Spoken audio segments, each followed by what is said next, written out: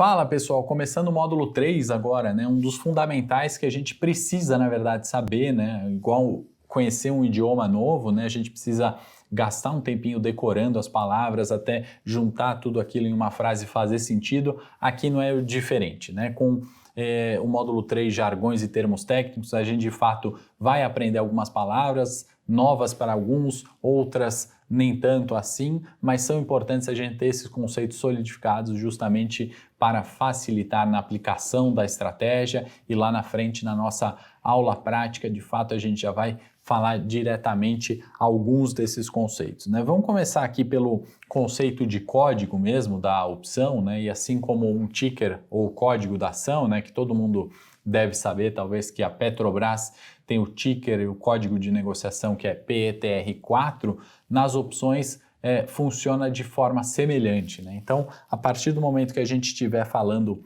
de uma opção de Petrobras, as primeiras 4 letras de fato da opção serão iguais à do ativo objeto. Então, uma opção de Petro 4, a gente vai começar com a PETR4, né? Então, as primeiras 4 letras do código indicam o ativo objeto. A quinta letra, que varia de A até L, né, para as calls, e a gente já vai falar lá na frente, que são opções de compra, e de M em diante, né, para as puts, ela indica o mês de vencimento daquela opção. Então, se a gente tiver um exemplo, uma opção de Petrobras que vence em janeiro, a letra A indica o vencimento dessa call, vencimento em janeiro. A letra B em fevereiro e assim por diante, tá bom? Então, a PETR-A é uma opção de Petrobras que vence em janeiro, né? Isso é importante falar. O código da opção, ele ainda é composto de alguns números, né? E esse número indica o valor do strike. A gente já vai entrar no conceito de strike, mas nada mais é do que o preço de exercício daquela opção. Então, vamos supor que esse exemplo, né, da Petrobras, a PETR-A 32 seja uma opção de Petrobras que vence em janeiro e o strike é R$32. Então o código da opção ele é muito semelhante ao código da ação, né? A gente viu que a PETR4, que é a Petrobras, ela tem uma similaridade, obviamente, com a opção de Petrobras que vence em janeiro ao strike de 32, no nosso exemplo PETR-A 32. Esse é o primeiro conceito aí, o código de uma opção, né? Como que ela chama? Qual que é o nome de uma opção de Petrobras que vence em janeiro e tem o strike 32? Não se preocupa ainda em vencimento, strike, a gente vai chegar nesses conceitos. Vamos lá então ao segundo conceito, né? A gente falou de strike, é uma palavra em inglês para a gente falar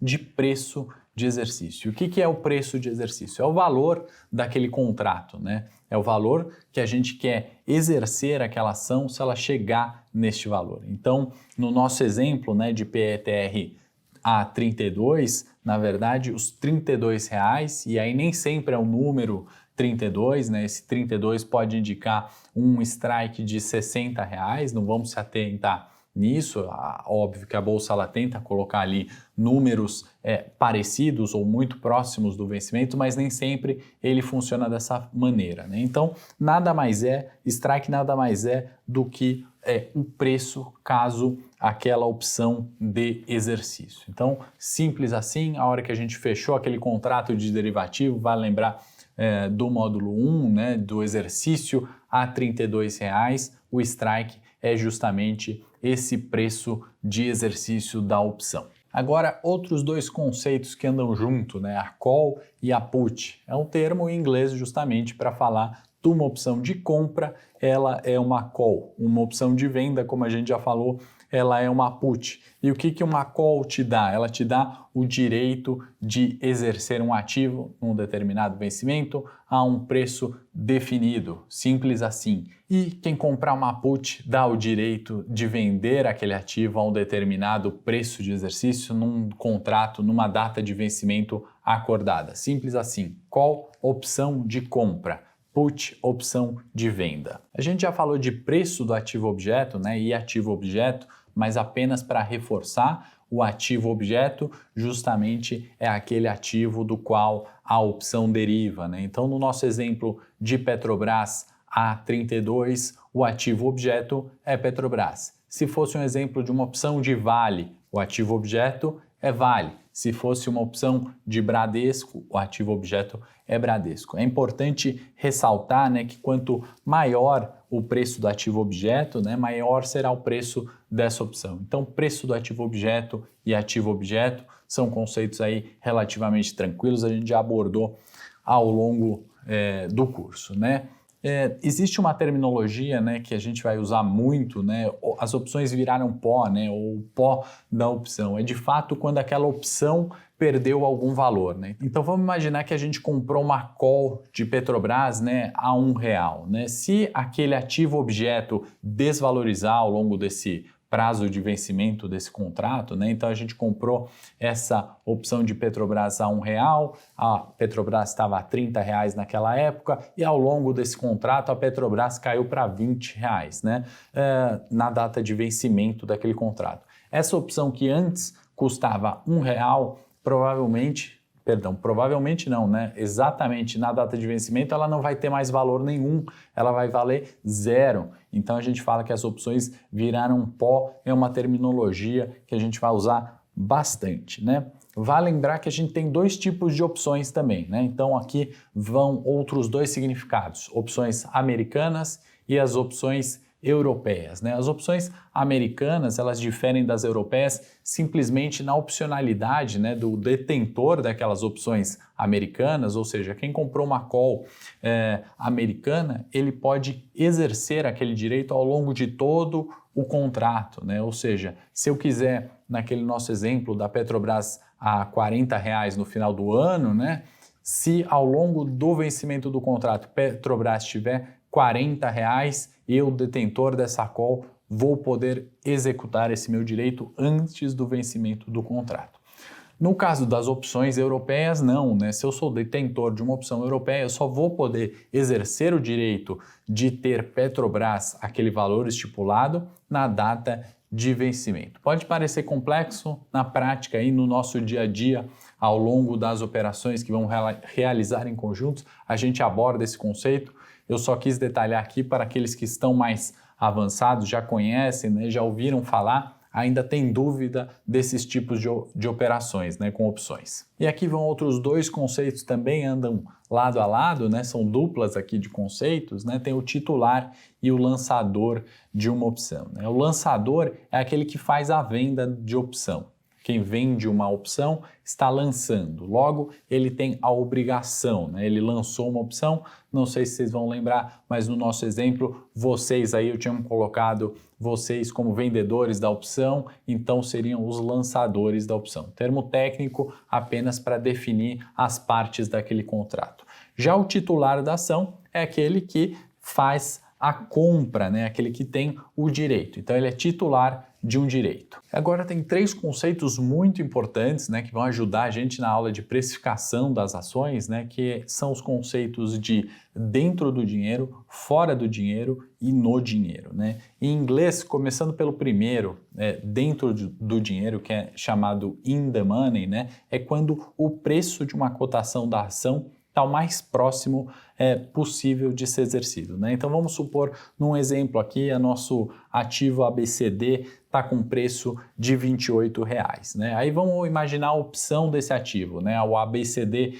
G28, ou seja, o strike 28 de uma opção que está dentro do dinheiro. Se a gente tiver a opção ABCD G30, né, o strike é 30 e a opção é dita ainda dentro do dinheiro. Então são os conceitos de preço de exercício próximo ou dando direito de exercício daquela ação, daquele ativo objeto. O outro exemplo, né, oposto a esse, é quando elas estão fora do dinheiro, né, over the money, ou seja, quando a opção está fora do dinheiro. É exatamente o contrário, né? Se a gente pensar no mesmo ativo ABCDG a R$28, né? Perdão, o ABCD a R$28 e a opção ABCDG 34 com strike 34, né, obviamente pelo número, essa opção está fora do dinheiro, uma vez que o strike é 34 e a opção está a 28, né? Um outro exemplo, né, de uma opção também over the money seria esse strike a 36, então a ABCDG 36 com a cotação da ação a 28, esse ativo está fora do dinheiro. E aí, a opção no dinheiro, né, a gente colocando no nosso exemplo ainda a ABCDG, o ativo objeto a R$ 28, né, o ABCDG 32, com strike a 32, é dita também no dinheiro, certo? Então a gente tem aí, né, os três conceitos, dentro do dinheiro, fora do dinheiro e no dinheiro, né? A gente vai falar mais detalhadamente nos casos práticos, mas é importante a gente começar a assimilar ali esses conceitos, porque eles influem diretamente no preço, né, da opção que a gente estiver tratando na nossa estratégia. O conceito de marcação a mercado também é importante a gente ter em mente, né? Obviamente não diretamente relacionado com opções, para quem nunca ouviu falar, nada mais é do que uma atualização periódica ali dos preços de ativo, né, conforme o valor de mercado. Então, uma opção da Vale, ela é negociada diariamente, né, tem oferta de compra e de venda e tem uma atualização constante desse preço, né? Ao longo de uma estratégia,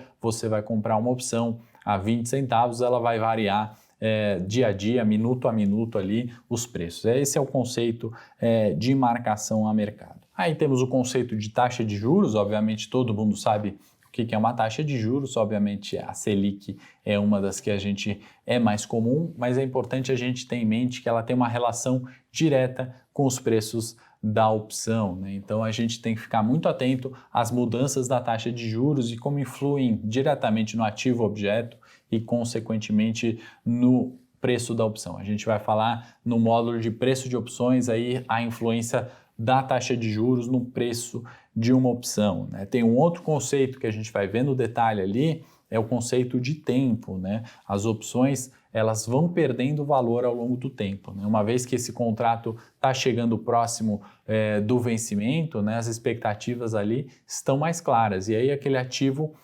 acaba perdendo valor desde que esse valor, né, do vencimento do contrato fique longe do preço de objeto. No nosso exemplo mais claro ali do nosso dia a dia, né, o tempo de um seguro de um dia, ele acaba sendo mais barato do que o tempo do seguro de um ano, né? A incerteza ao longo do ano, né, de você bater o carro, do carro ser roubado, ela é muito maior do que se a gente fechar um seguro hoje para encerrar hoje, né? Então a gente tem muito mais conhecimento das variáveis num tempo mais curto. E aí a gente entra no terceiro conceito, né, que influencia demais o preço de uma opção, é a volatilidade, né? Volatilidade a gente tem que ter na cabeça como uma medida de risco, né? E aí não é um risco de default, risco de crédito, mas um risco do ponto de vista estatístico, né? Um risco de qual a variação daquele retorno ou do preço daquele ativo em relação à sua média, né? Não vale aqui a gente entrar no conceito ali teórico do desvio padrão e da fórmula de cálculo da volatilidade, mas sim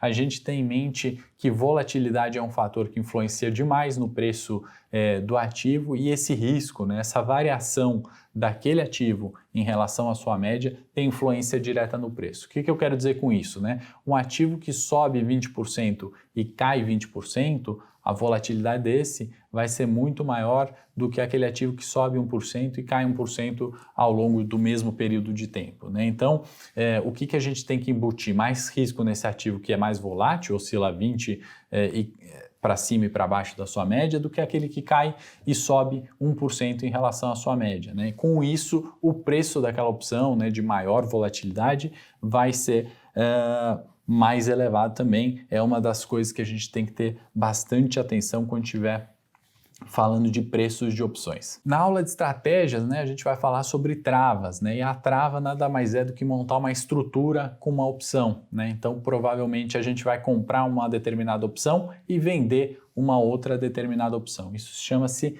trava, é uma estratégia mais para frente, conceito mais tranquilo, apenas para introduzir aí vocabulário. Aí os últimos dois conceitos, né, muito importantes também, são os valores extrínseco e valores intrínsecos, né? O valor intrínseco nada mais é quanto de fato aquela opção vale, né? Uma fórmula simples é pegar o preço de exercício menos o preço de mercado, a gente vai ter o valor intrínseco daquela opção. Então, por exemplo, se o preço de exercício for R$50 e o valor de mercado daquela opção for R$48, a gente tem 50 menos 48, 2. Esse é o valor intrínseco, é quanto de fato aquela opção vale. E aí tem uma outra conceito que é o valor extrínseco, e esse é muito mais amplo, né? A gente tem que embutir uma série de coisas ali que são não diretamente relacionadas aos preços, né? Essas fórmulas simples que a gente colocou, né? Mas é um valor adicional que a gente pode embutir aquela opção, né? Muitas vezes está relacionado ao prêmio de risco envolvido daquela empresa ou do cenário macro. A gente acaba embutindo expectativas, muitas vezes subjetivas, né, com relação ao medo, à expectativa de mercado de valorização, né, a possibilidade de fechamento de um deal, de uma fusão e aquisição daquela determinada empresa. Isso tudo a gente embute no valor extrínseco, né, uma probabilidade ali externa, né, da fórmula clara, que seria de preço de exercício menos preço de mercado, que o valor intrínseco daquela opção embute. Esses são os principais conceitos, principais jargões e termos técnicos, né, para a gente abordar, e eu acho que vale a gente ter eles muito sólidos, então revisitar, de fato, firmar esses conceitos que a gente vai utilizar aí ao longo do curso. Sem eles não dá para seguir no mercado de opções, é a língua básica ali, é a comunicação inicial que a gente precisa ter de conceito para de fato operar as estratégias. Espero você no módulo 4, esse que agora começa a ficar de fato mais prático, mais operacional e muito mais interessante do ponto de vista prático mesmo das opções. Até breve!